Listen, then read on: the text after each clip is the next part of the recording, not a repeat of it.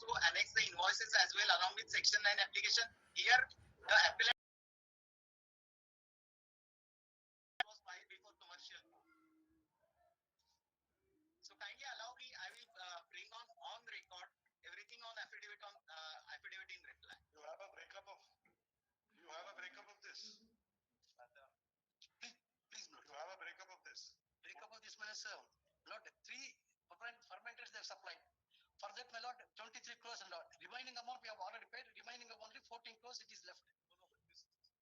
In this regard, my lord, this includes 7.68 crores of bank guarantee. Please note. That bank guarantee is a live bank guarantee. Please note. Is a limit, my lord. My answer is for this, my lord. Then, actually, my lord, after supplying the 3 fermenters, my lord, we have made certain amounts, and they said that is only 14 crores it is left. Now we have not yet paid like that. That is their claim. Lord, the entire claim, my lord, that cannot be decided by the commercial court. That is my question. That is my answer. Voting house, whatever it is there, that cannot be decided by this particular. That cannot be decided by only after reading the evidence and producing the documents and cross-examination. Then only it has to be right. But only entire claim, my lord, it is allowed by the commercial court, which is totally legal and sustainable. And lordship, it was admitted over and over again by the present appellant. Yes, this amount is payable to the respondent. It was made, this submission was made before commercial court number of times and before the present arbitration tribunal as well. There is no dispute of amount. We can't find your amount from this petition. We have gone through Kindly allow me to file affidavit in reply. I will we have really no idea how this 14 crores comes.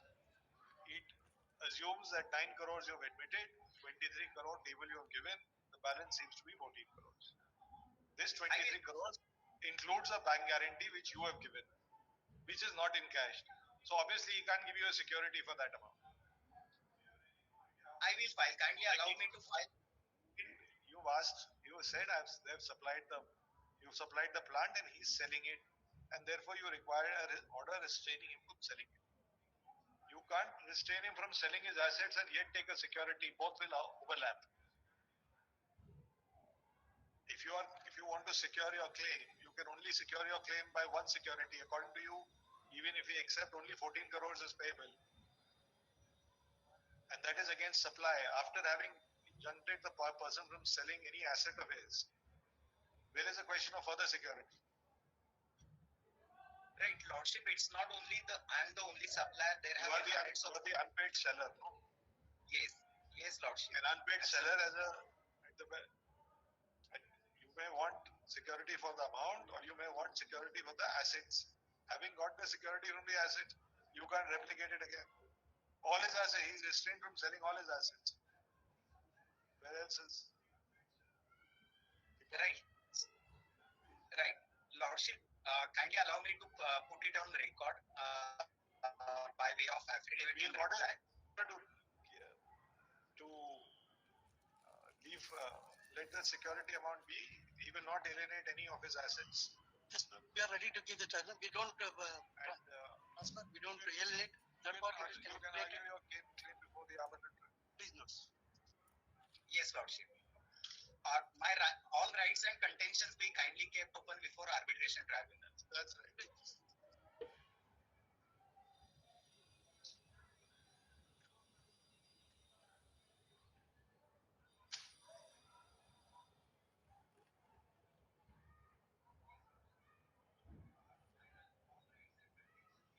This is an application filed for condemnation of delay of 118 days.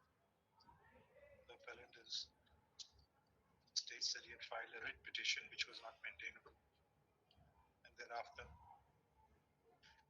numbered the present appeal as an MFA.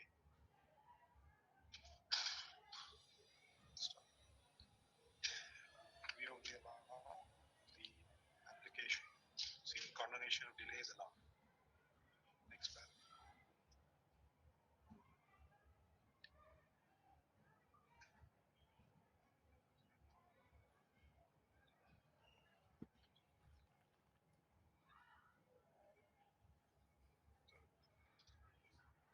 The appellant has filed the present appeal under section 37(1)(b) of the Arbitration and Conciliation Act 1996, impugning an order dated passed by the Learned Commercial Court, give this full name, by the Learned 50, 89th Additional City Civil and Sessions Judge, Bengaluru, bracket, Commercial Court, bracket close, in Com AA number 442 of 2024. Full stop. The respondent had filed the said application under Section 9 of the ANC Act, seeking interim measures of protection. Full stop. The respondent had sought an order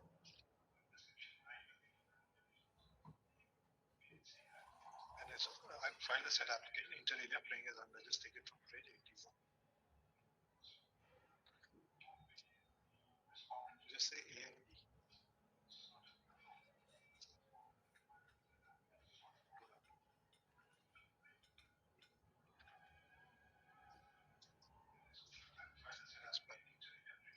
This is the plain reading of the application. The Learned Commercial Court had allowed the said application and restrained the appellant from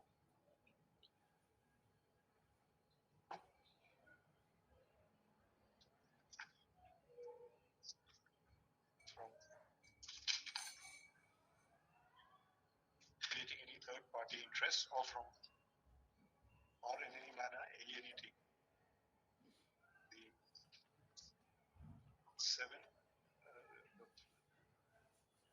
the plan described as 7-aminocephalophoric acid bracket 7-ACA plant located in Ujjain at plot number 103 and 104, 110, 116, Vikram Udyogpuri, Ujjain, Madhya Pradesh.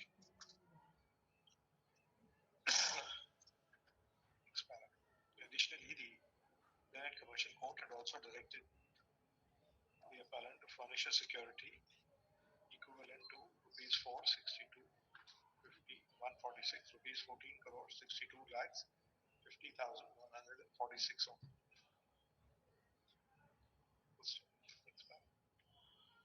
The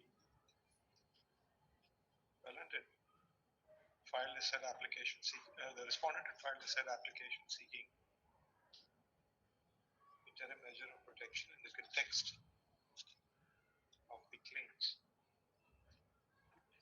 in the context of its claim for payment of the plant supply system. The parties stated the appellant had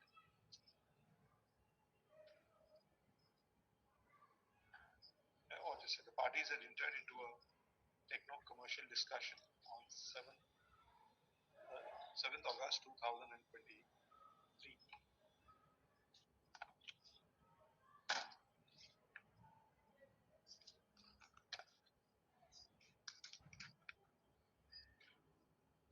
Or just before that, say the appellant had floated a tender for supply, installation, commissioning, and validation of fermenter with agitator assembly bracket 250 KL on 14 June 2023. The respondent had furnished his bid pursuant to the said invitation,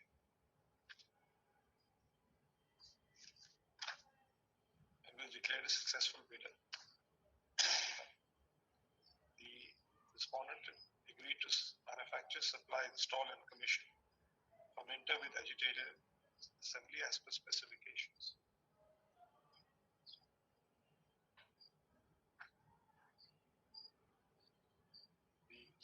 The appellant had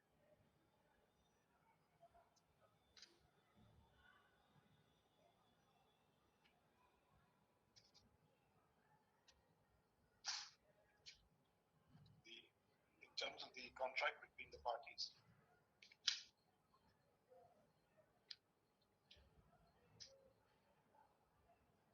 before that, after discussions, the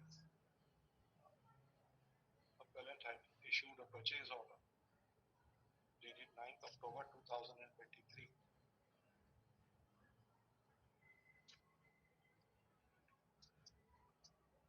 terms of the said purchase order, the respondent was required to supply 8 fermenter bracket 250 KL for a total value of rupees 52, 41, 60, 000, rupees 52 crores 41 lakhs 60,000 only.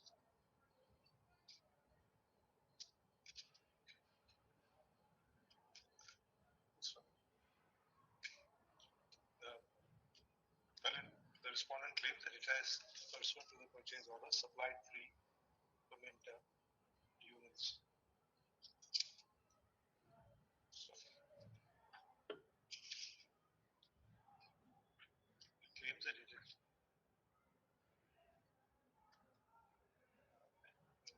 the total amount.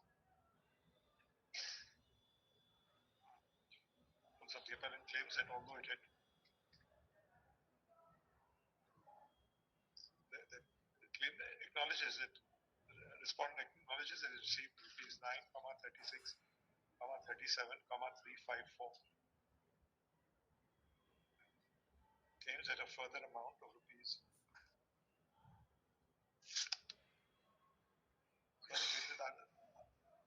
unpaid outstandings. There are unpaid outstandings of rupees 23, 988.75 CR. So paragraph 28 of the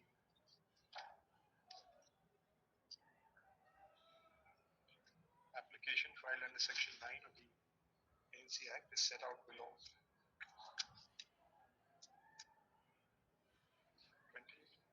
28 and 31, which set out the respondent's claim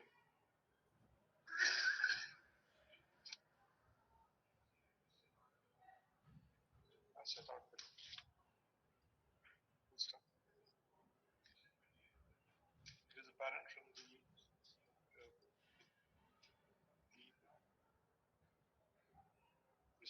the respondent has not clearly set out as to how an amount of rupees 14, 62, 50, 146 is being computed.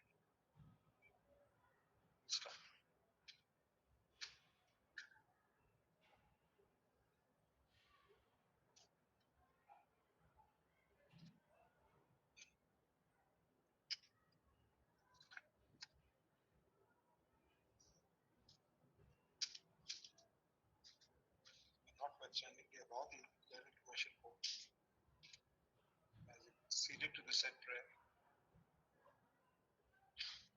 and has directed that the respondent, that the appellant provide the security for the said amount.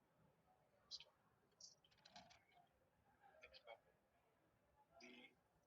The respondent's case that it had come across an advertisement calling for expression of interest regarding sale of the Ujjain BD plant. Thus contended on by the respondent that the appellant was in the process of selling the plant for which the consideration had not been paid. It is in this context that the appellant respondent had sought interim measures of protection for securing his claim. Paragraph 31 of the application filed, respondent's application, which contains the relevant amendments, is set out below.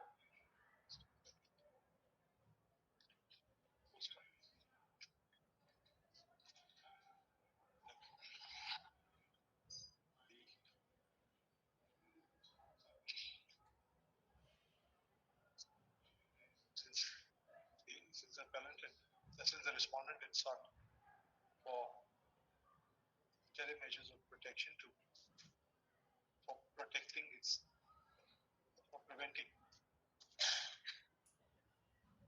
the respondents from selling the assets which, according to the respondent was supplied by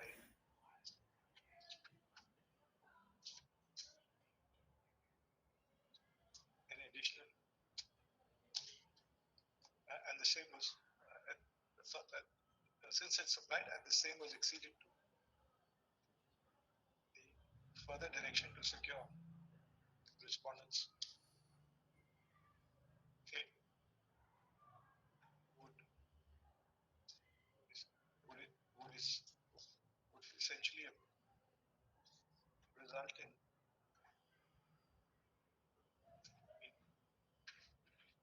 interim measures.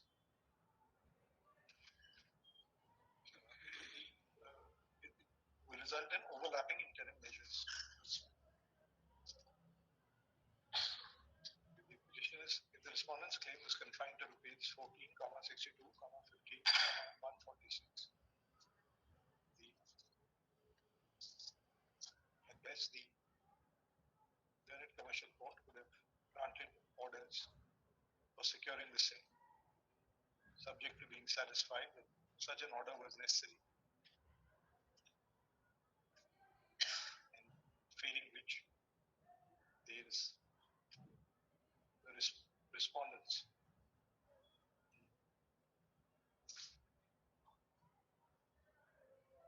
respondent would be unable to recover the claim. Recover the claim amount if it succeeds in the arbitral proceedings. Full stop.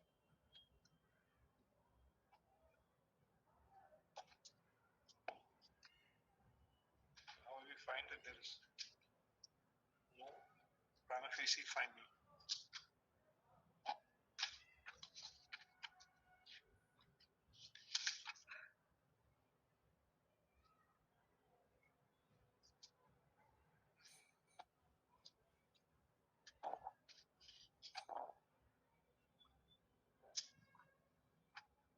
road service.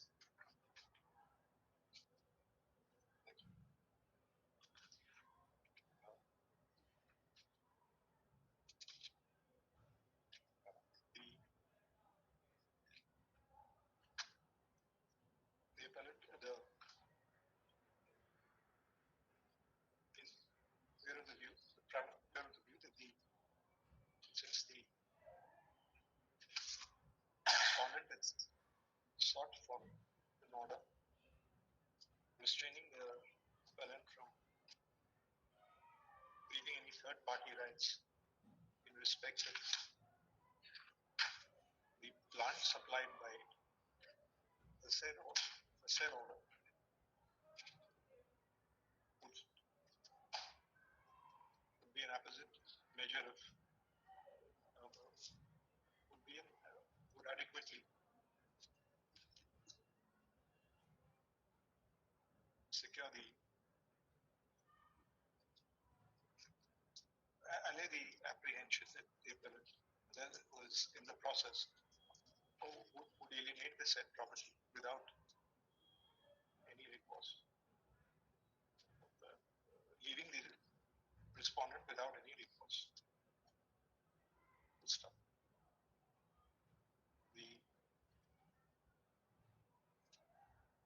In the given facts, in view of the above, we consider apposite to modify the impugned order by setting aside the directions to the respondent to provide a security for a sum of rupees 14, 62, 50, 146.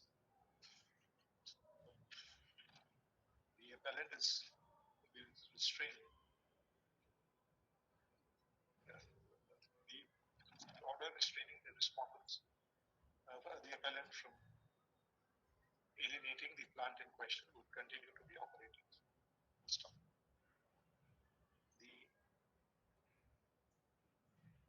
The since the arbitral tribunal is, we note that the arbitral tribunal is been constituted.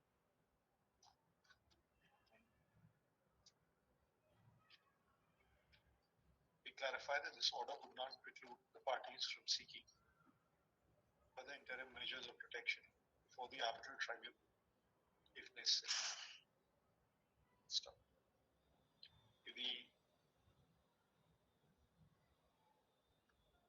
The respondent is also not precluded from seeking. They also clarify that all rights and intentions of the parties are reserved. And if any application for further interim measures of protection is filed, application for further interim measure of protection or for vacation of the interim measure of protection is filed before the arbitral tribunal. This same may be considered by the tribunal and influenced by any observations previously present on. The appeal is disposed of in the aforesaid terms. Highly obliged. Much obliged. Highly obliged.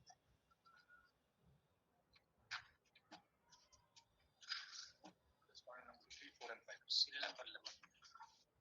The petition is for transfer the commercial waste pending before the Honorable Municipal Civil Judge Mysuru to the Commercial Court Bangalore only on the ground of the health issues. The petitioner has undergone the surgery of C1 C2 spinal fusion surgery, but he has advised not to travel and not to take the stays. Only on the health ground we are seeking for transfer the petition. Any objection? General power of transfer and withdrawal available to this honorable court under section 24 of CPC cannot be read into section 15 subsection 5 of the Commercial Courts Act 2015. Section 15 of Commercial Courts Act under which this application is filed applies to those cases of civil nature which were pending prior to the passage of the Commercial Courts Act 2015 to be transferred to the commercial division. But that would not give power to this honorable court to withdraw. No, this would be under 15, you're right, but this would be under 24. The High Court was always as a power. Section 24, maybe a wrong nomenclature. That's why we ask you, is there any. And now the case is posted for cross-examination of PW1. His presence would be required only for the purpose of cross-examination. We can avail the VC facility, and also, a commission may be appointed. He can file an application seeking appointment of a commissioner to record the deposition of PW1, and his presence thereafter is not required. But all the documents are marked. He filed a written statement. His presence now, the case stands posted on 3rd of March for cross-examination of the applicant. He can avail VC facility, my lord.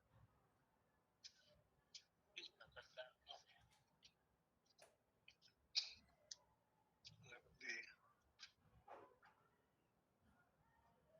applicant has filed the present application.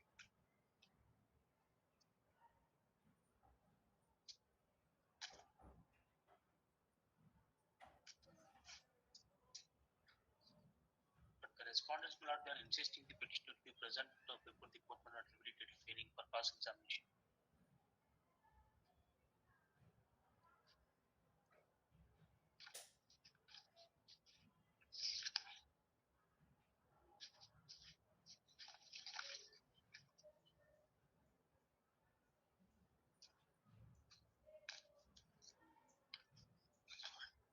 Let's find the present application seeking transfer of the proceedings. Transfer of the commercial suit being COM OS 142 of 2023. The direct commercial from Honorable Principal District and Session Judge Mysore to a commercial court in Bangalore.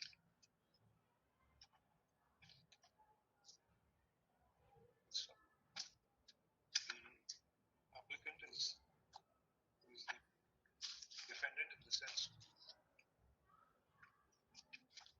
Applicant is the plaintiff.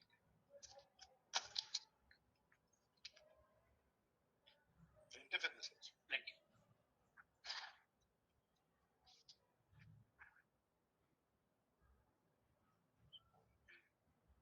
The applicant, which is a sole proprietorship concern of a plaintiff. Sole proprietorship concern and the plaintiff in the sense.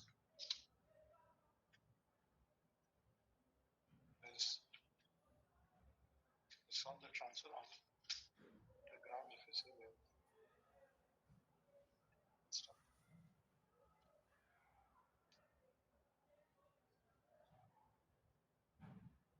Say it is illegal. On the 11th, some learned counsel appearing for the respondents submits the said application is not maintainable under section 15. The said application under section 15 of the Commercial Courts Act 2015 is not maintainable. However, it does not dispute that said power this court would have the power to transfer the commercials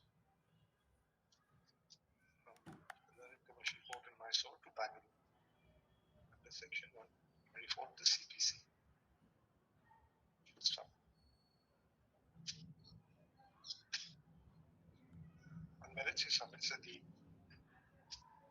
matter is listed before the learned commercial court Mysuru on 3rd March for cross-examination for examination of AW1. And if he is unwell, he can also seek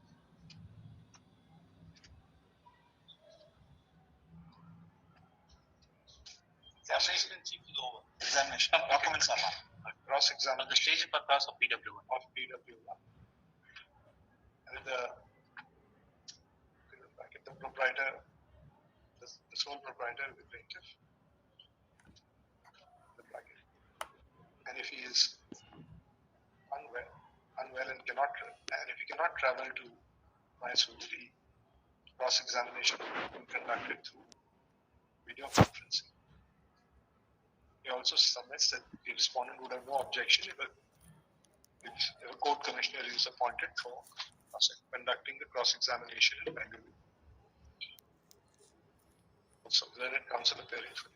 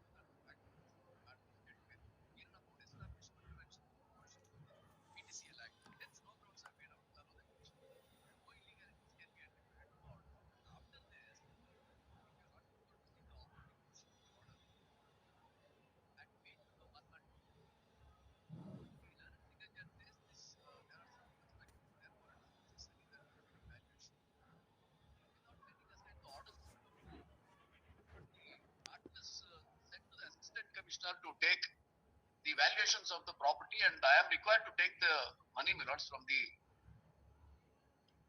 But this militates against the very object of the act, or rather the very provisions of the act. Section 4 and Section 5 specifically says it should be a case of presumption and restoration, nothing short of it.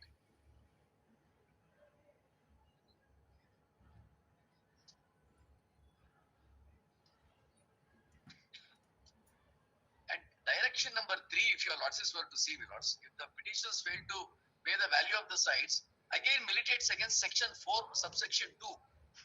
Because this is a permission which is to be granted only, my lords, by the government. And the government has made a circular as to how the permissions could be granted.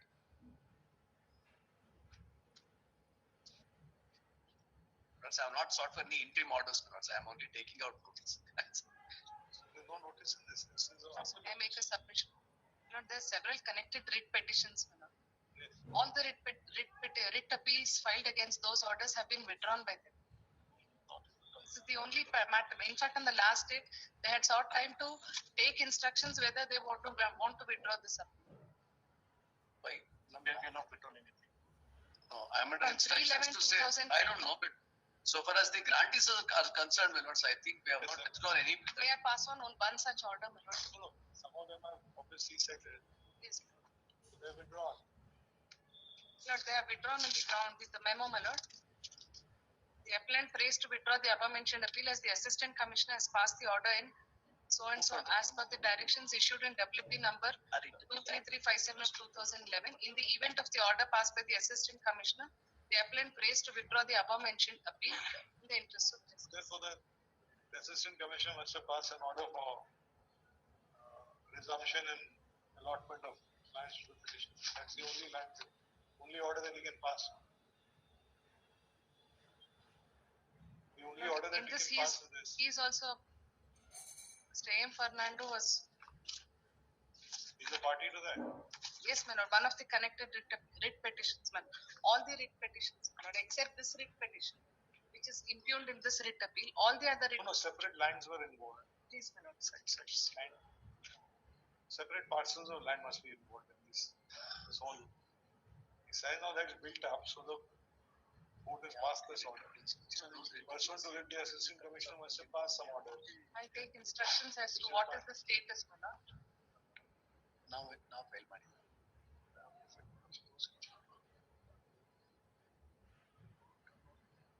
It's good. I'll ascertain, my lords, because I'm short of instructions in this. So if there is a further order that have been passed, Lords, further orders, that's the reason. Lords, this is pursuant to the orders of the learned single judge. Assistant commissioner saying that this is the valuation. Direction number 2 and 3, if it is given effect to, Lords, it militates against section 4.2. Section 4.2 says without the permission of the government, no property can be alienated. there are 5 of that, how many petitions? 9, 10 petitions. Lords, there are multiple petitions. I just ascertain, my lords, because I don't want. If Offhand, I will. pass and accepted, now there will be only one aberration. That how will you sustain? I just understand, my lords. Senate counsel for the parties time to take instruction. But even 49 is the same, my lords. If it could be tagged along with this, same result will follow. Lords, Same order. please, my lords.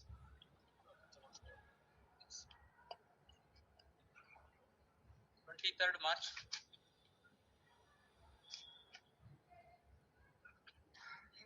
Number 13. Please. I appear for the appellant in this matter. My application minutes.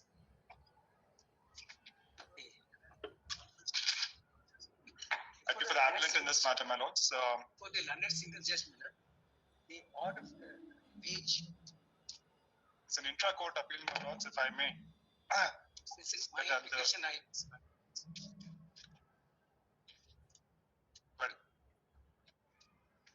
My lord, could kindly come to prayer in the page 64 minutes. The writ petition was granted against the order of the learned district judgment. Then the writ petition was filed. My lord will get it. How would be maintainable? Page 45 minutes. How will the appeal be maintainable? My lords, I'm referring to the judgment of Tamanna and others versus Renuka. That's right. On the same judgment. My lords. 7. Please, my lords. Look at your petition is under 227. It is 1 under 227. 27 is an appellate bar. No appeal lies against the 227. If I may, my lords, persuade my lord's attention to the judgment of Tamanna. This is a judgment that was passed in 2009. And my lords, without delving into greater details of the deeper considerations in that case, I'd only take page 123 the paper. Compilation. There is a compilation of judgments, my lords, that the learned senior counsel has already filed, and I'm referring to the same one. And in this compilation,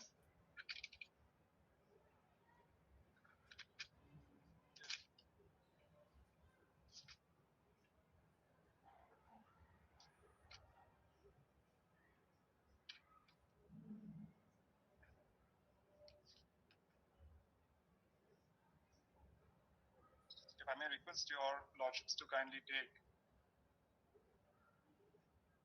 page number 87.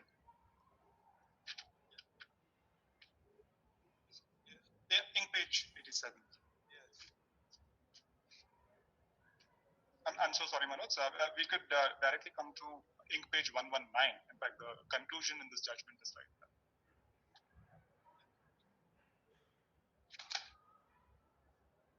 Kindly permit me to read the conclusion part in page 119.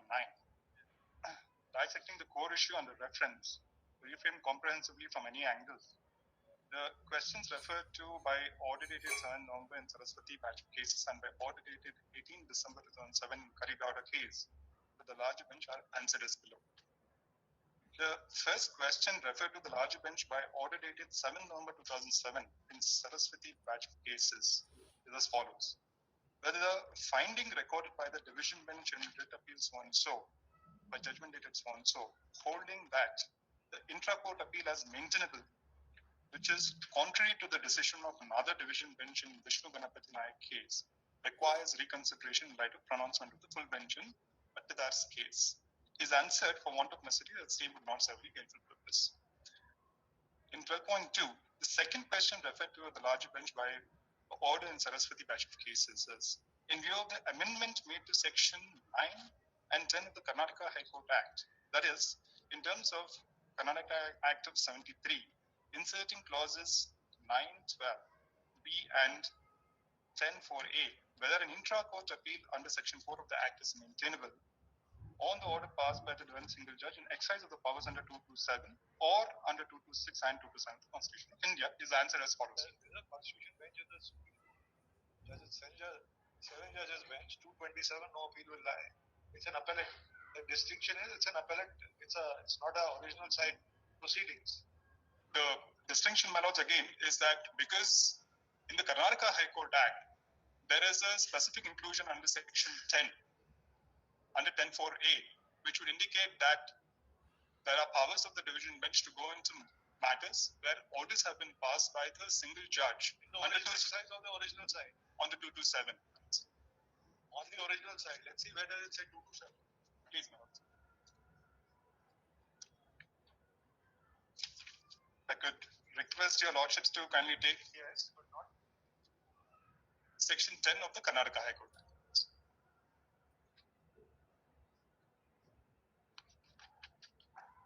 May I?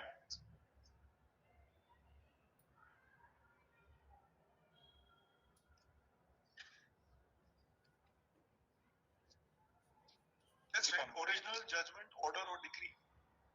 That's right, Lords. An appeal from any original judgment. So it has to be exercise of original power. Order or decree passed by a single judge in exercise of clause 1 of Article 226 or 227 and Article 228 of the Constitution of India. Original judgment and decree. That's right. Power of Article 227 is supervisory. Please, my lords. It is not original at all. That's right, my lords. And hence, this provision would indicate. This provision will run contrary to the Constitution bench of the Supreme Court. whilst it remains, continues to remain, my lords, on the Karnataka High Court Act and one that is not. Still, this is not an exercise of the original jurisdiction. But this particular provision does provide for an appeal from an order that has been passed under Article 227. Original order never passed under the original. I understand, my lord. That's a misnomer because there won't be an original order in 2227. Absolutely, Max. In fact, that is my submission precisely. To say that when it says that an appeal from any original judgment, order, or decree, the original judgment will have, the originality of it will have to be read only in construction to the word judgment. But when the use of the word order or decree is used, then necessarily it has to be in the construction of 227. And may also, there are objects and reasons in the Act where the legislature goes on to say as to why this particular provision has been incorporated by way of an amendment. And if I may persuade your lordships to kindly look at that.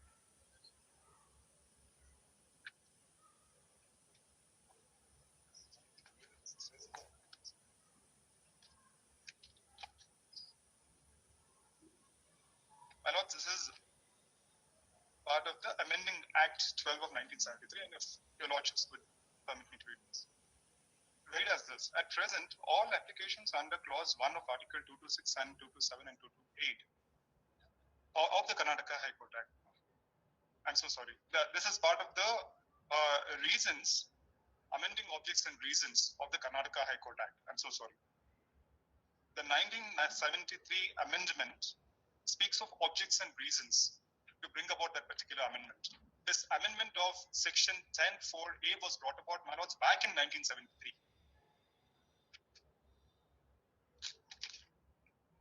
But my lords have it.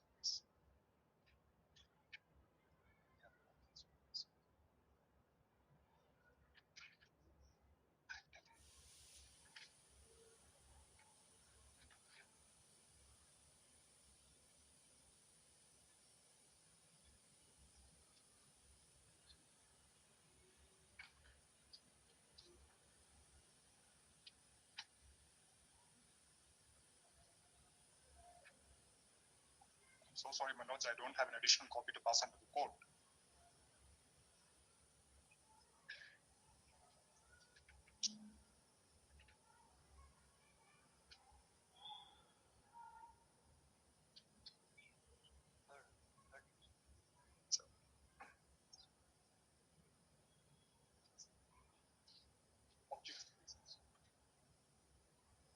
High Court.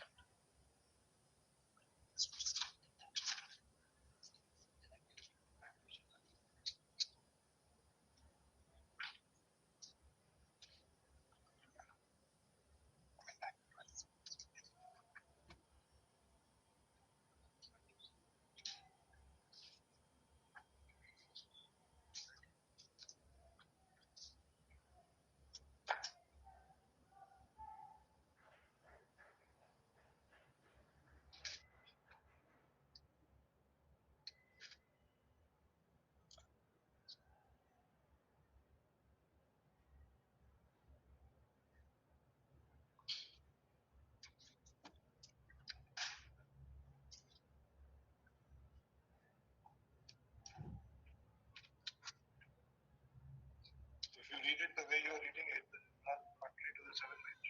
I understand, my lords, but then we no appeal would lie against order passed.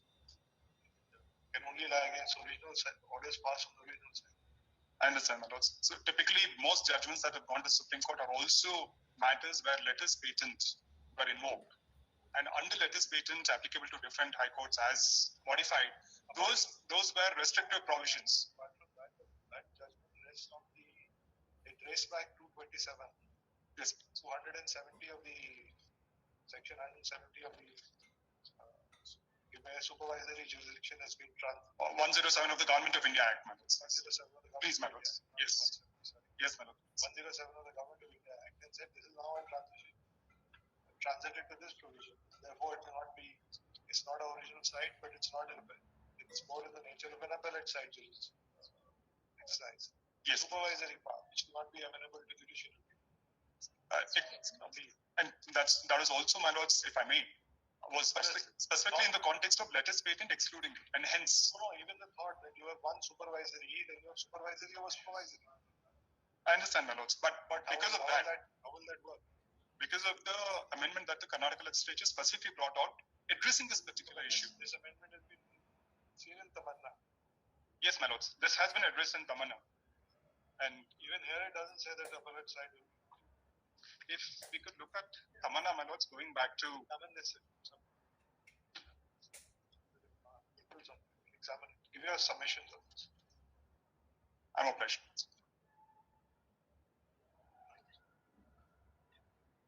Parties are at liberty to file their submissions. The question of maintainability of the present appeal. 21st. In the meantime, if I may also make one submission consideration. This entire matter emanates out of a partition suit, which is currently in the final decree process. The petitioners are the majority holders of the properties. Yes, we can't, until maintainability is decided, we can't proceed. Very well. In the interest of possible settlement that could happen between the parties is all that I'm submitting. Page 242 of the company, all the judgments have been noticed. Page 242 of the judgment sign. All the judgments are noticed. In fact, one more submission, madam. There is one judgment in favor of my learned friend. That's a division bench of this honorable court. But that order has been stayed with the honorable Supreme Court, and that copy also I have given the last. We'll address it. I'm obliged. 21st April. Number 14. Joint request adjourned to 29th April.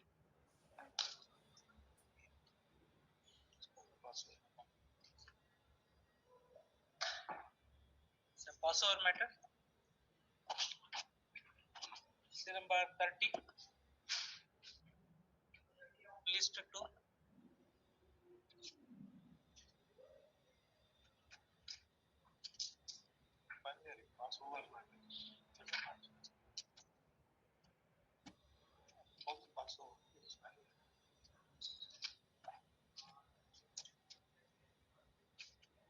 List 1, seal number 2, passover matter. Petitioner in this case, my lords, humble submission, my lords, we had filed this writ petition with respect to PIL concerning the water level that tender should not be called. The water level was 80% was submitted by the opposite party. Later, they took a contention that water level. Lord, I filed it in the office this morning.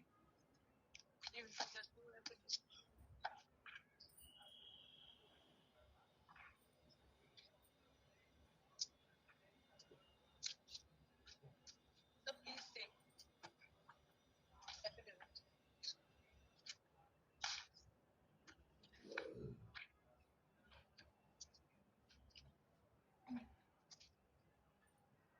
Not one affidavit.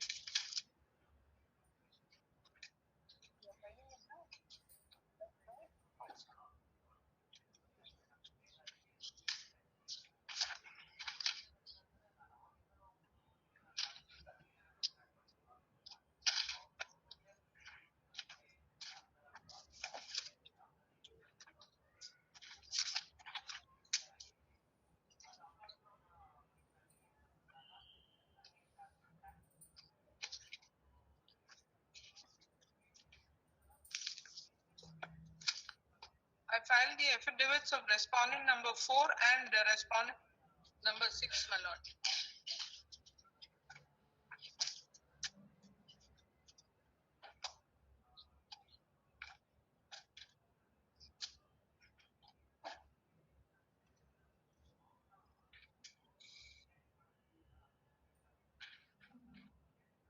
But we are asking you something else, you're giving us something else. Volume, this is 41% of volume. My lord wanted to know as You said that it was done by satellite. You said show us the satellite. my lord, I have produced it along with the after 11/2/2026, my lord, I filed it this morning. It is the affidavit of That's what we've got 11 to 2000. The thing is, we've got 2-page affidavit. My lord, that is the affidavit of, my lord, the respondent number 6. Yes. For the minor irrigation department. That's right. My lord, I have filed the affidavit of respondent number 4, who's the deputy director. That affidavit also, along with the satellite image, to show as to how he calculated and arrived, and my lord, to say that the water spread in the lake was 50%. My lord, sir. My lord, sir. My small Filed it this morning, ma'am. Don't have the what you.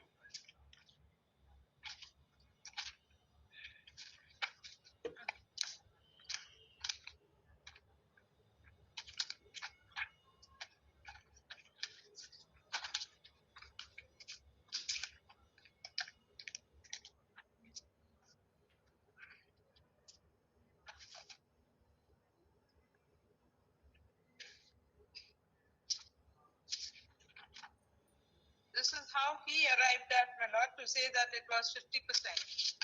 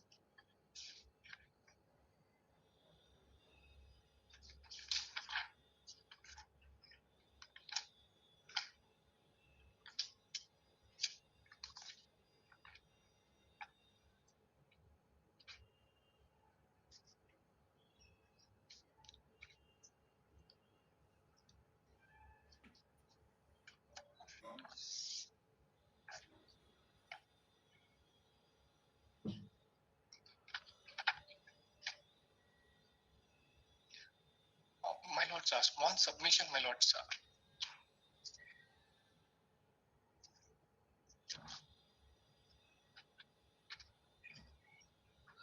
My lord, sir. A small submission, my lords. They have produced the photos of the satellite department. They have received the satellite department report, which is at page number 25th of my memo, my lords, but they have not produced before the court to suppress that. For that, They have signed here also that it shows that they have received the copy on the 12th month, but they are not giving before this court because it clearly shows that it is less than 50%. Only photos they have given, but the report from the same department has not been produced before this court. They've shown satellite images. My lords, from the same satellite image, they have the report. They have taken the report out of that file, given only photos. Where is the report? My lords, I have my file where memo and documents are filed, my lords. In that file, at last page number 25, page number 25, I've given this. Yes. This is my copy, my lords. This is what they're saying. Water spread is 857, 879, 876. my lord, Yes. I have filed an affidavit of, my lord, That is the actual report of the satellite, my lords. It is right. So they're also saying the same. there also. It comes below 50%, my lords. No, they're saying we've taken the average. It comes to the total. The total is 19.5 hectares, my lords. Divided by 2, again, it is below 50% only, my lords. 40% it will come. my lord, the affidavit of respondent number 6 may be seen, my lord. In that I have stated. I have not suppressed anything. No, this one. Yes, You file where you've given the images. yes, The images show 8.57, 8.79, yes, 8.76, 8.26. yes. Which is this? Which is again, They have gone by the physical assessment, my lord, the respondent number 4. Please see the affidavit. I submit that water spread area is 19.5 hectares as per record. Captured by Karnataka remote sensing is so much.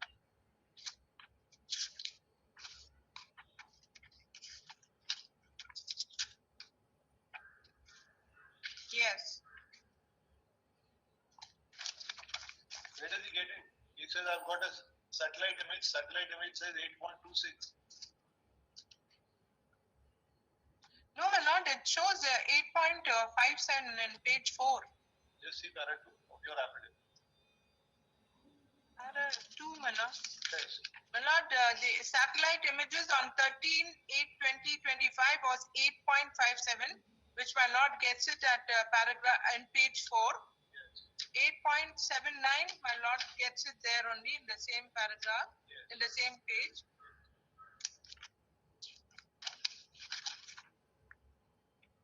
Then 8.76 on 24/10/2025 and 8.26 as annexures are 13 and 14. How does it come out? Total lake is 19.5. Para 2, that's what we're saying. One page before in the affidavit. Yes. It says 19.5. Divide 19.5 by half. My lord, this is as per the records of the minor irrigation department. The area of the water spread area of this lake is so much. That is Data shows that the water spread images on that date were 8.5. Then you say we take 50% of the total water spread area as an effective water spread area. And then they say we physically assessed what? What did he go physically assess? my lord, that is how they physically my lord, that is how they assess it, my lord. He takes the periphery of the lake. We are asking you, how does he physically assess? My lord, what instructions I got is, my lord, physical assessment means that is how they see and that is how they say. My lord, they've gone by paragraph 7 of the inland policy that I have produced as an extra. That's right. That says 50% of the total water spread. Yes. Lake is 19.5 hectares. As per the records of the minor irrigation, my lord, this is right. the lake area is 19.5. You Yes. must have 50%. Yes. So 50% you should have 9 point something. Hectares should be covered with water. You got covered water of 8.79, 8.26. Yes. Your affidavit said that we took the satellite images and then we determined it. We accept whatever you are saying. I'm just thinking as to how to respond to this because it's only mathematics, no? No, that's right, my lord. But the information that I got was this. Now, call the gentleman if you want. Yes, He'll my tell you, lord. inform you right there. How has he done this? You filed an affidavit. Your previous affidavit swore that you did it on basis of the satellite images. Yes. And not on the basis. He said, in fact, you remember correctly, your affidavit was that they have done it, irrigation department has done it on estimate basis. They have got our data from satellite and we have done it. Yes. So we told you to please file your satellite images and your data. Your data says that it is 8.26, 8.57, 8.79, and we take the average. Take average of anything, it can't cross 9. No. And your lake, you on the same affidavit, you say 19.5. If your area is 19.5, this is not 50%. In response to our query that whether you take volume or whether you take affidavit, you say look at para 7, we take the 50% of the water spread. All right, that we accept. My lord, may have this on Monday. I'll keep. Then he says we went and assessed. This runs contrary. He's perjuring himself. First he says I did not do so by this. I did it by satellite image. And now he says I went and assessed, and he's taking a photograph of him standing next to me. My lord, he says that he has physically assessed and that he has confirmed it with the satellite images. My lord, may have this on Monday. Satellite images right here with you. Yes, yes. My lord, may have this on Monday. I'll keep both the officers present.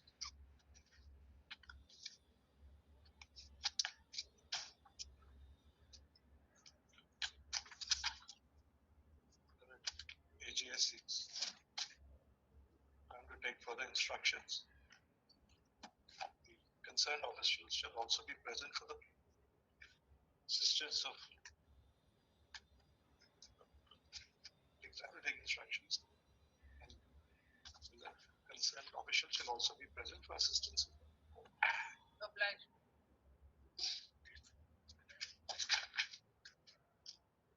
16th February. Seal number 4, list 1. Respondents Council.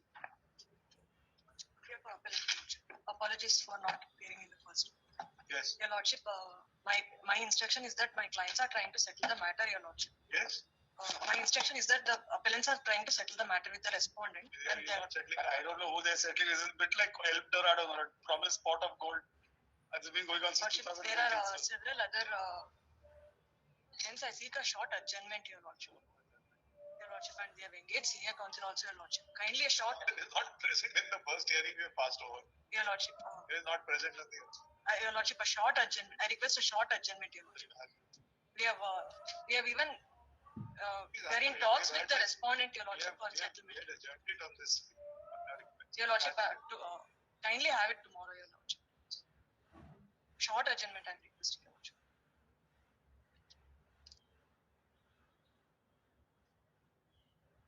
Learned counsel for appellant seeks time to comply with office objections.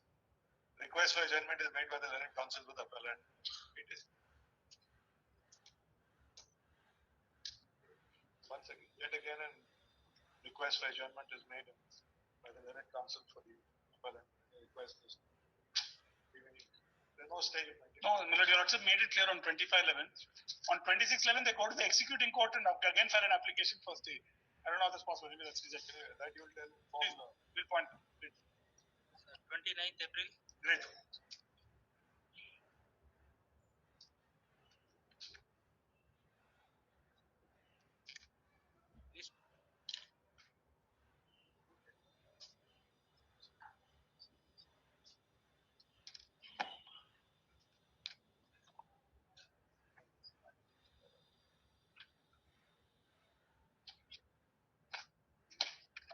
So mentioned matters, seal number 56.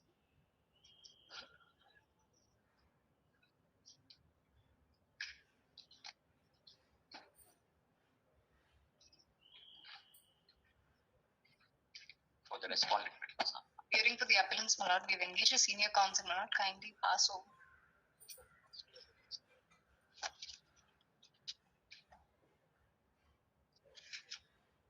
You mentioned it. We had mentioned it. Lord, they informed me after mentioning the matter, my lord. Kindly pass over, my lord.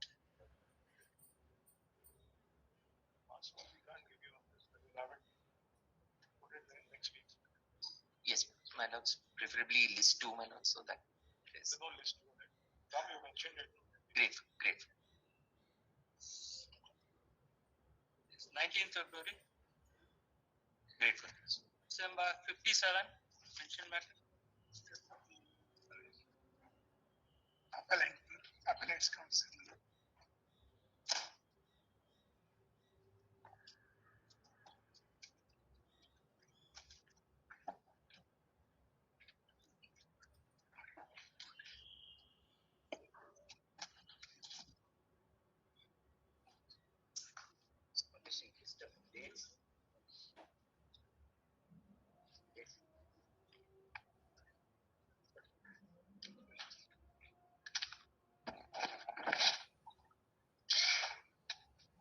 One Srimati Gauramma, daughter of Anjanappa and Venkatamma, and Bailamma, daughter-in-law of Anjanappa and Venkatamma, had filed an application for resumption of the land under the PDCL Act. That was allowed by the Assistant Commissioner. In appeal, matter was remanded. After remand, again there was an order of resumption.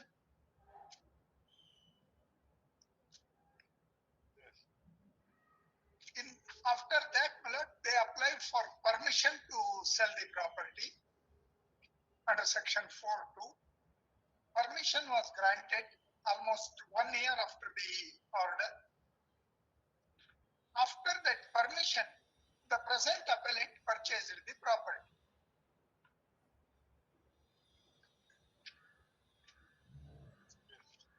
Now, my lord, in between the respondent number, that is the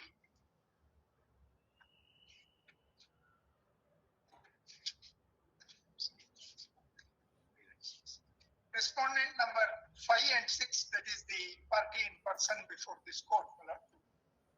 He had, earlier to these proceedings, had purchased 1 acre of same property from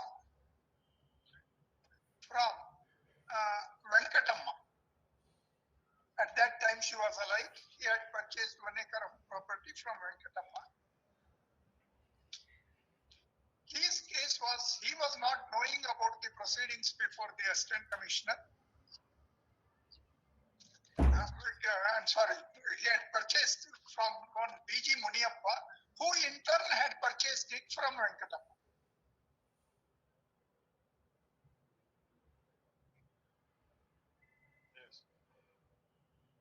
After 2-3 writ petitions, my lord, ultimately the respondent 5 and 6 preferred an appeal against the order of the assistant commissioner, wherein at later stage I was implemented as a party respondent.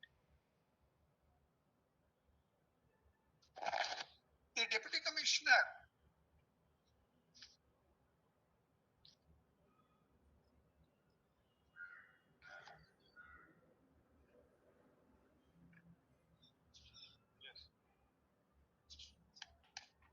passed the order at annexure F, page 252 to 262.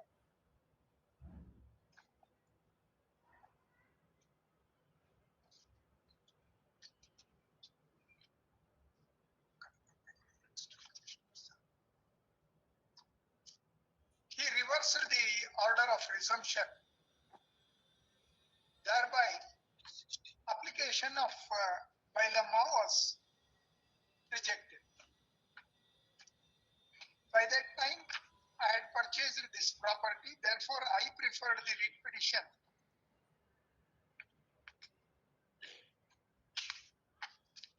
WP 13-200 of 2023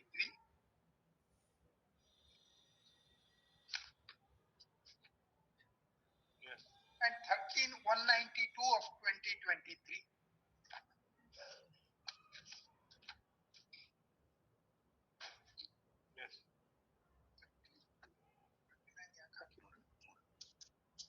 WP 13-239 of 23 also, three writ petitions. As appeal was numbered, 3 number were given to the appeal. Therefore, 3 writ petitions were filed. Now the learned single judge holds.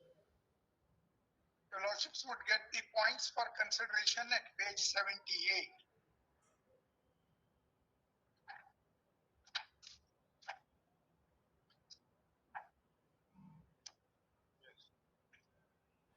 Learned single judge records a finding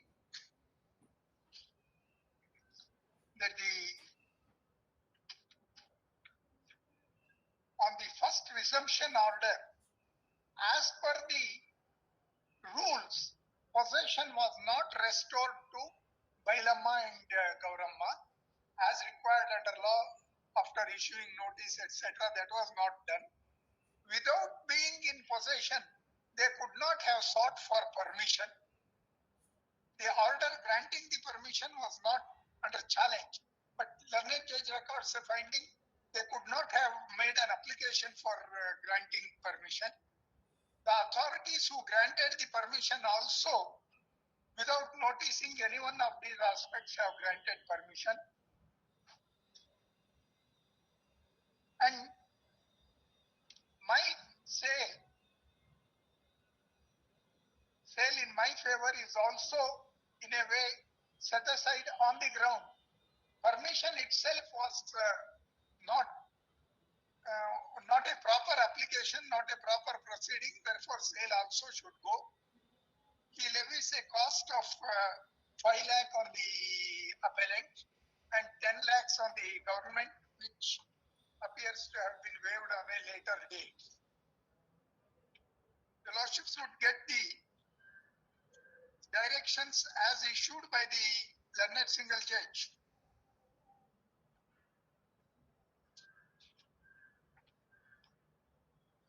That would be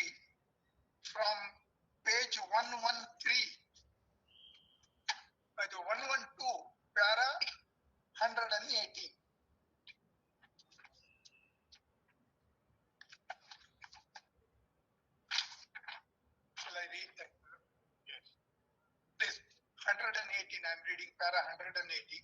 He has also enclosed an endorsement dated 17/10/2018 that had been issued to A.J. James, in which it is stated that there are no notices issued as contemplated under Rule 36 of the PTCL rules or under Section 39 of the KLR Act.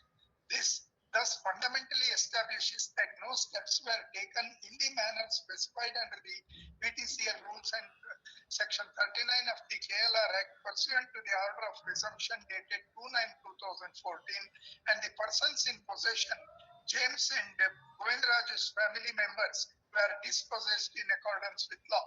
It cannot be in dispute that in proceeding under the PTCL Act, a grantee or his legal heir is not in possession of the lands that has been granted to him, as he would have admittedly transferred them to another in contravention of the terms of grant under an instrument.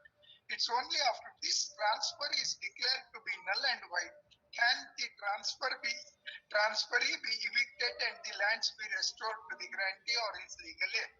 If the persons in possession of the transferee are not dispossessed in the manner specified under Rule so and so, the question of restoring the land to grantee would never arise. However, in this case, without verifying this elementary fact as to whether the transferees who were admittedly in possession had been dispossessed, the authorities have entertained the application filed by Gauramma and Bailamma seeking permission to sell the land, which ordered to be resumed in their favor. In fact, the recommendation made by the Deputy Commissioner, which is already extracted above, they have gone on to observe that Gauramma and Bailamma were already in possession. This has been done obviously for extraneous considerations.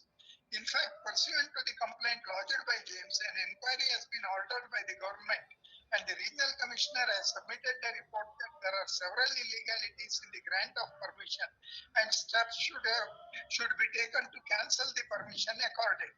The report by itself proves the callous manner in which the officials have acted, which has resulted in HR Suresh taking advantage of the situation and dispossessing A.J. James and his wife, and also the wife and children of Govindraju, and also caused damage to their property. In fact, A.J. James has placed on record material to show that farmhouse that he had constructed has been damaged considerably, and material in this regard was also placed before the Assistant Commissioner and Deputy Commissioner, but they have not passed any order in this regard. In my view, since according to the permission by the state to Suresh, without even verifying whether the land had been resumed and restored to Gauramma and Bailamma, is the root cause of the trauma and damage caused to A.J. James and his wife, it would be appropriate to impose exemplary costs of so and so to be paid by the state, James and his wife, and ordered according. During the course of argument, a specific query as to how Suresh got possession, it was stated that Gauramma and Bailamma were in possession and they had handed over the possession. This reply cannot obviously be acceptable, since Gauramma and Bailamma in their application seeking resumption themselves had requested Assistant Commissioner to restore the lands in their favor. It is therefore obvious that H.S. Suresh has used the sale deed executed in his favor to secure possession to himself, without even verifying whether James and his wife and others have been dispossessed in accordance with law pursuant to the order of resumption that had been passed by the Assistant Commissioner. It would therefore also be necessary to impose exemplary costs on so and so for taking law into his own hands and dispossessing James and his wife, and also wife and children of Govindraju, ordered accordingly. The costs as ordered above shall be paid within a period of 4 weeks from today. As a further consequence, the Deputy Commissioner is directed to take immediate steps to evict HR Suresh from the lands in question and put A.J. James so and so, and also the wife and children of Govindraju in possession of land bearing number so and so from Bettalansuru village, Jala Hobli, Bengaluru, North Taluk, Bengaluru. The Deputy Commissioner shall file an affidavit of compliance for which, though the matters have been disposed of, shall be relisted on so and so. The points for consideration are accordingly answered.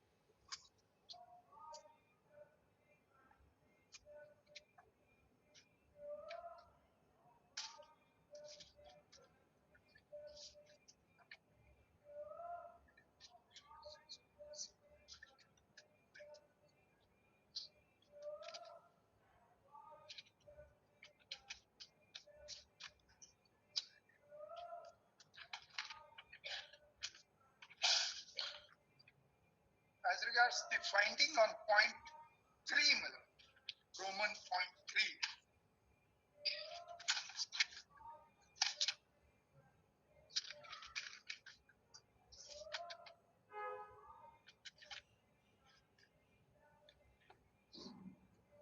That would be page 92.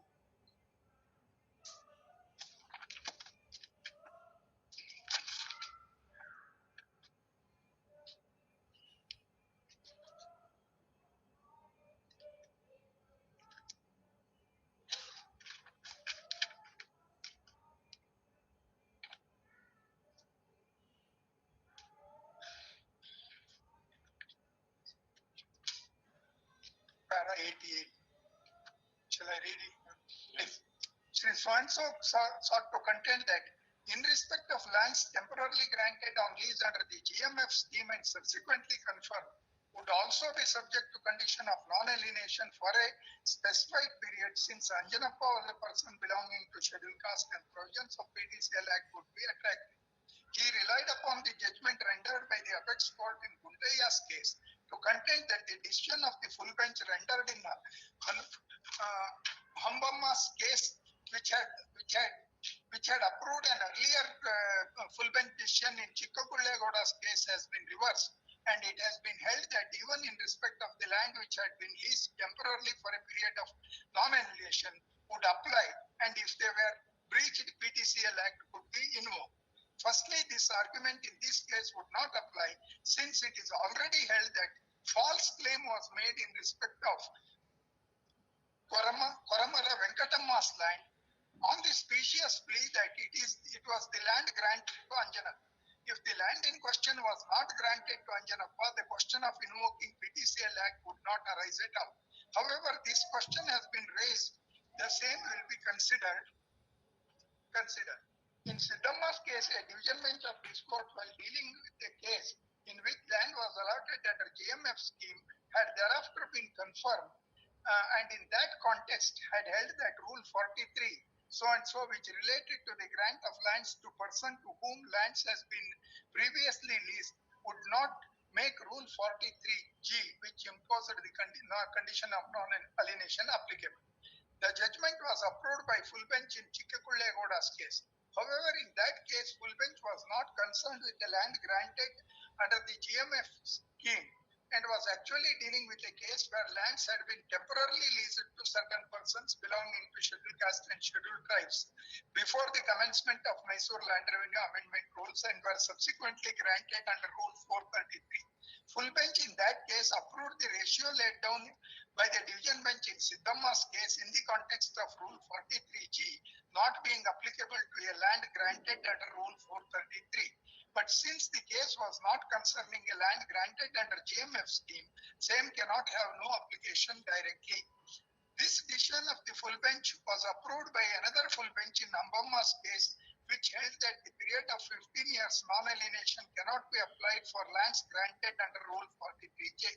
However, this judgment has been reversed by the apex court in Gundaya's case, and therefore the argument is being advanced that even in respect of lands granted under GMF scheme, if the grantee is a person belonging to scheduled caste and scheduled tribe, PTCL Act would be applicable.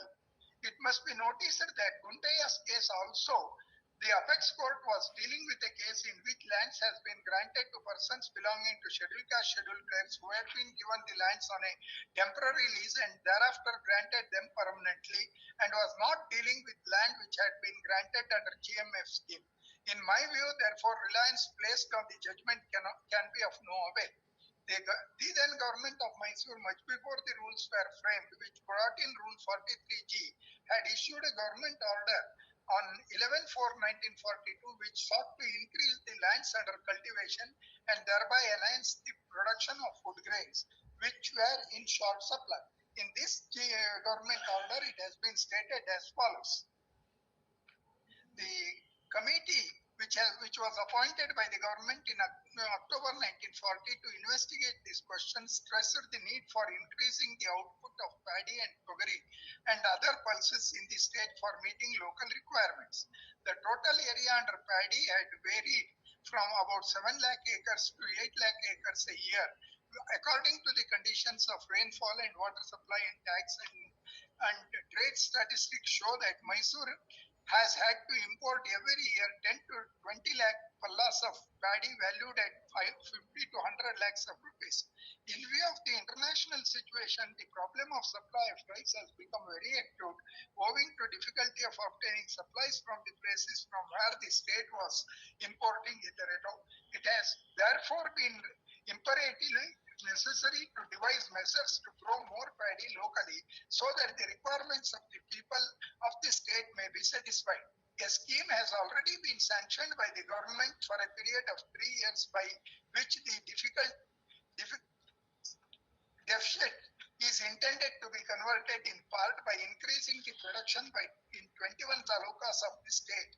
There is, however, a large extent of unoccupied irrigable lands which has not yet been brought under cultivation, and the disposal of these lands has been slow, mainly due to inability of the applicants to pay the value of the lands. Government therefore consider that some special concession should be granted to persons intending to bring these lands under cultivation, and that normal procedure of darkas should also be simplified so that the delay in grant of lands may be minimized as far as possible. Government are accordingly pleased to direct the Deputy Commissioner may be empowered to lease out unoccupied irrigable lands under channels and tanks for temporary paddy cultivation for a period not exceeding 3 years with concession as to the payment of assessment as noted in the margin.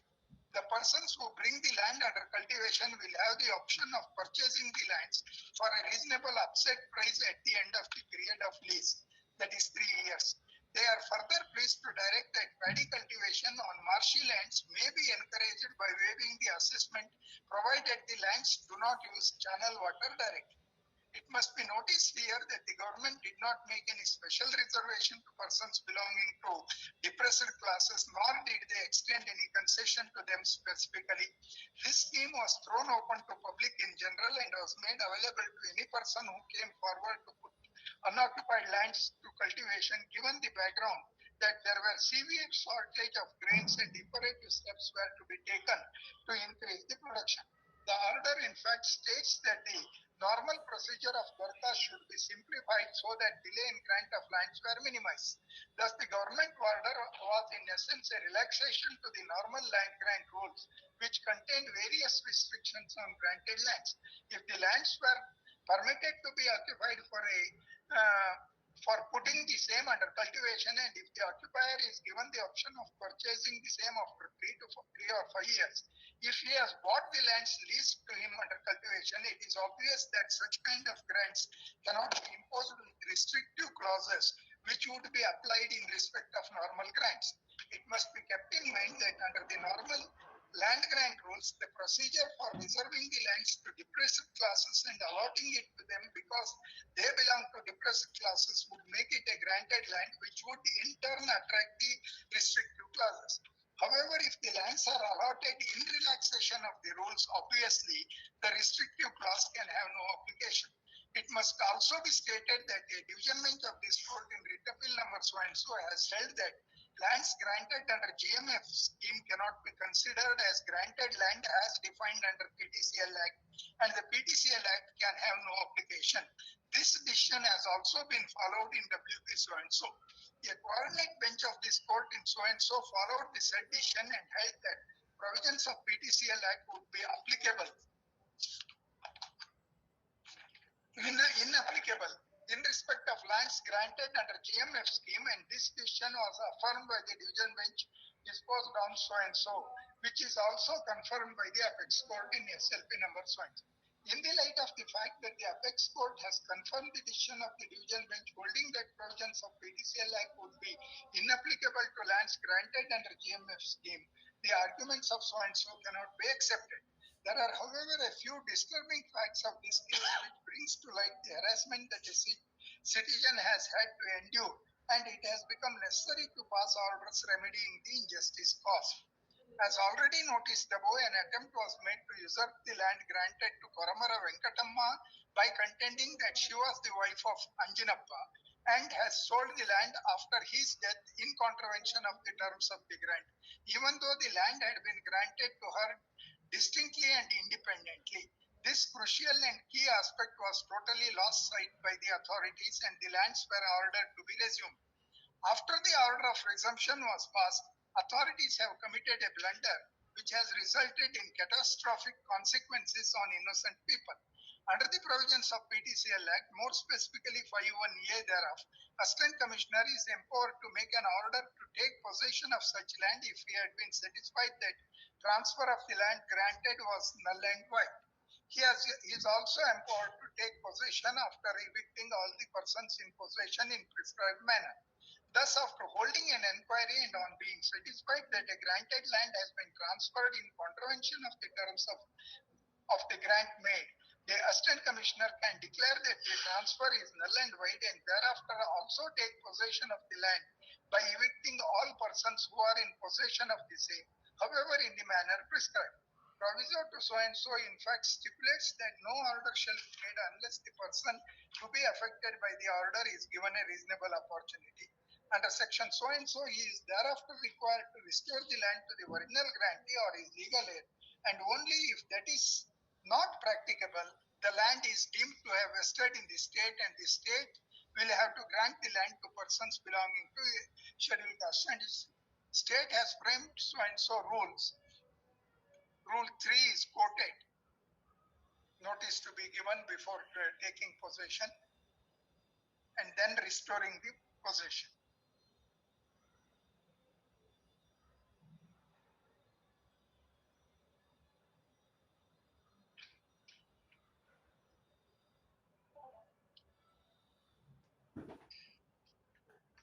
In that sub-rule 6 may kindly be seen at page 106. Yes. After inquiry, the Assistant Commissioner shall consider all the objections raised and pass an order giving reasons for his conclusions. Thereafter, he may take possession of such land after evicting the persons in possession thereof in the manner provided under Section 39 of the Karnataka Land Revenue Act 1964 and take further action as provided under Section 5. That is, the learned judge holds that this procedure was not followed. Without following this procedure, the further application made for permission to sell the land, all those proceedings in a way without application of mind is what restoration is not. This is the only way to restore land. That is the only way to restore the land, and therefore all those proceedings, according to learned single judge, he holds without application of mind, without basis, etc. Two things, my lord. The submission that PTCL Act provisions will not be applicable to GMF scheme is not something which would be a correct thing in view of the judgment of the Supreme Court in Gunteya's case, where similar condition reasonings were noticed and it was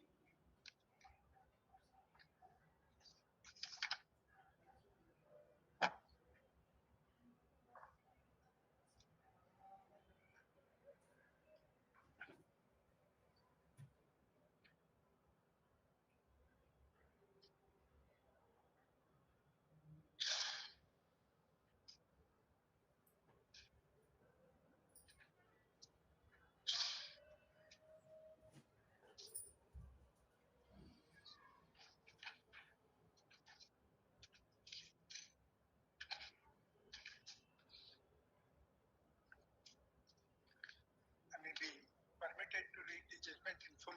Facts also have some relevance. Yes. That is in page 35, page 229, printed page 229, para 2.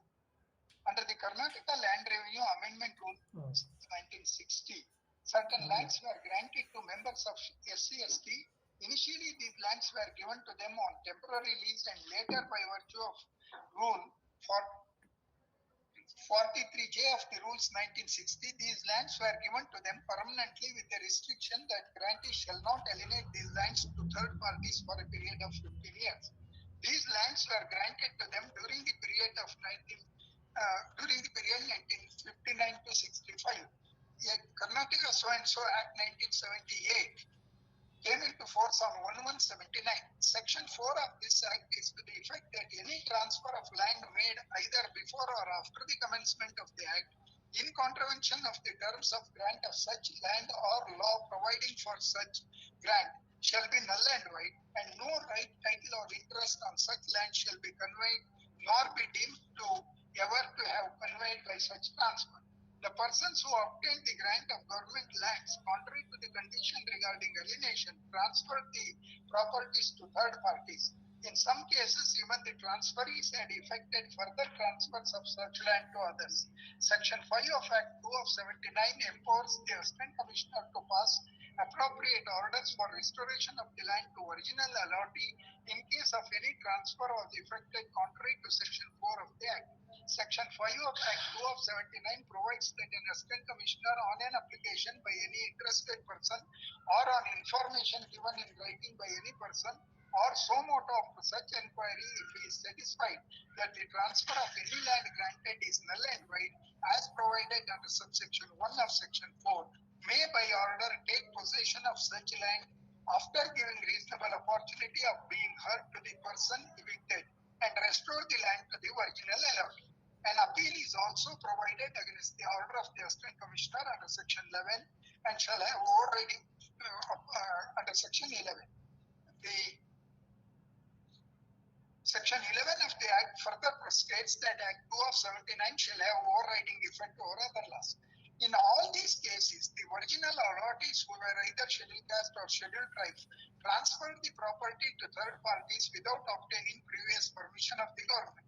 Later, the original allottees or their successors in interest filed application before the Assistant Commissioner praying for restoration of land which were transferred contrary to Section 4. The Assistant Commissioner, after conducting inquiry in these cases, held that all transfers were null and void and directed restoration of possession to original grantees. The affected parties filed appeals and those appeals were dismissed by the appellate authority. Those orders were challenged before the High Court and the learned single judge confirmed the orders of the appellate authority. Aggrieved by the judgment of the learned single judge, writ appeals were filed which came up before the division bench. An argument was canvassed on behalf of the transferees of such lands that the lands in all those cases were covered, were granted under Rule 43J of the rules, and it is not specifically provided under Rule 43J that there shall be any restriction on alienation or the restriction imposed was not valid and foreseeable. The division bench of the High Court thought it fit to refer the matter to full bench as certain conflicting opinions were expressed by different benches of the same High Court. The relevant portion of the reference order is so and so. One of the important questions that arises for consideration in these writ appeals is as to whether an authority granting the land under 43J of the Karnataka Land Revenue Rules can impose any condition at the time of making grant that the grantee shall not alienate for land for 15 years when 43J does not provide for any such condition. A further question also arises on the effect of condition imposed on in the Sagoli chit by the Asildar that the grantee shall not alienate land for 15 years when such condition was not imposed by the order of the authority making the grant. The full bench held that in all these cases, lands were allotted under Rule 43J, and therefore there should not have been any condition restricting the alienation by the grantees. The full bench also held that conditions stipulated under Rule 43G were not applicable to the grants made under Rule 43J, and therefore conditions imposed by the Tahsildar in Sagoli chit restricting the alienation of such lands by the grantees was not sustainable in law. Aggrieved by the said decision, state as well as affected parties have filed these appeals. In order to appreciate the contentions urged before us, by the parties on either side, it is necessary to go into some relevant provisions contained in rules of 1960. These rules of 1960 were intended to regulate the allotment of the government lands to a certain category of persons. As regards grant of lands, the revenue officers were given certain powers. The tahsildar to whom the power of deputy commissioner has been delegated may grant not exceeding 2 acres of rainfed wetland or 4 acres of dry land, provided that the market value of such land, including the value of trees thereon, does not exceed rupees 300 rupees. The assistant commissioner thereon does not exceed in charge of the taluka is also given power to grant land not exceeding 2 acres of land fit for garden cultivation or wetland with assured irrigation facilities. Rule 43 provides the format of application form for grant of land and cultivation. Rule 43B states that no land with more than 25 reserved trees in acre shall be disposed of for cultivation except under special orders of the government. Rule 43C, 43D gives certain preference to an individual who is poor or bona fide agriculturist, political sufferer, etc. It also provides that the lands which are in control of the revenue department may be leased to schools, colleges, training institutions, and also to farming societies registered under the Karnataka Cooperative Societies Act. Rule 43E says that lands available for disposal in a village shall be reserved for grant of different categories of persons eligible for such grant, and where land available for disposal in any village is less than 10 acres, the entire land available shall be reserved for grant to the applicants belonging to scheduled caste and scheduled tribes who are ordinarily resident in the village. Where the extent of land available for disposal in a village is more than 10 acres, a minimum 10 acres shall be reserved for grant to the applicants belonging to SC/ST. Rule 43F prescribes the order of priority of the extent of land to be granted. Marginal note to Rule 43G says that grant of land under the preceding rule shall be subject to certain conditions. Rule 43G reads as follows. Grant of land under the preceding rule shall be subject to following conditions. In the case of grant of lands to applicants belonging to scheduled caste, scheduled tribes, and to other applicants who are unable to pay the occupancy price on account of poverty, occupancy price may be waived up to rupees 200 and the balance recovered in three annual installments. In the case of grant of land to two applicants who are ex-servicemen, the occupancy price will be waived up to the extent awarded by the government under military concession rules. In the case of grant of land to free of occupancy price, the grant shall be subject to condition that grantee shall pay contribution or betterment levy in respect of the land and the value of trees standing on the land. Where the grant is made free of cost or is made at a price which is less than the full market value, the grant shall be subject to condition that the land shall not be alienated for a period of 15 years from the date of grantee taking possession of the land after the grant, provided that such land may be alienated with the previous sanction of the government and subject to such conditions that the government may specify. If the government is of the opinion that in the circumstances of any case it is just and reasonable to permit such alienation, either for the purpose of acquiring some other land or for any other purpose, provided further that nothing in this clause shall apply to alienation of land in favor of the state government or cooperative society as security for loans obtained for improvement of the land, etc.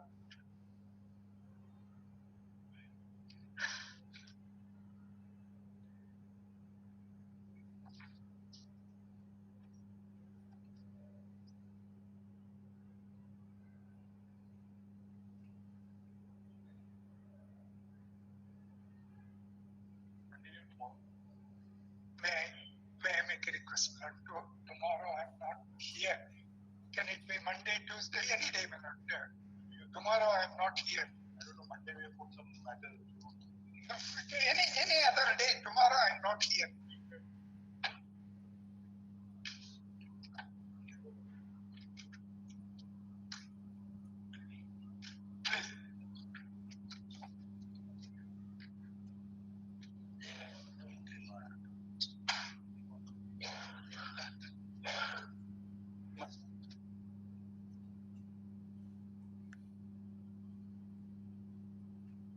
request, sir.